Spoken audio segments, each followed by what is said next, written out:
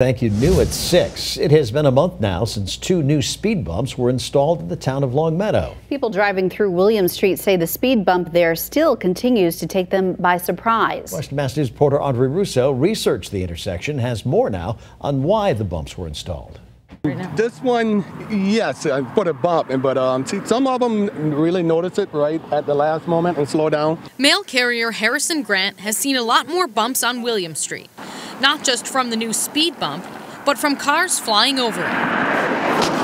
When they first put it up, they didn't have any lines or anything, and the bump sign wasn't close to the road. And there were a lot of cars that, did a lot of airborne. The Longmeadow's town supervisor says road markings came late to the speed bump. Because of the rain we've had all year, certain parts of the job were off schedule. He tells Western Mass News the new installation shouldn't come as too much of a shock if you're paying attention to the road.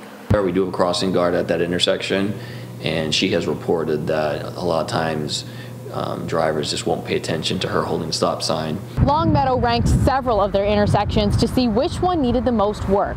They used a series of criteria where the lower the number, the higher the priority. So when officials took a look at this intersection of Grassy Gutter and William Street, they found that in the areas of pedestrian and bicycle activity, traffic volume, and even crash history, that there wasn't a lot of area for concern. It was only when they took a look at speed that they found a bigger problem. There was definitely a safety hazard at both of those intersections. One crash, not included in those numbers above, serves as another important reason for installing the speed bump. It's been someone got hit by a car, a pedestrian, and died from it. So ever since then, they're putting up a lot of crosswalk and the lights, try to get people to acknowledge people crossing the street. 200,000 state dollars later, they do come through pretty fast. And the goal of reducing speed may prove an uncomfortably rude awakening to those driving too fast.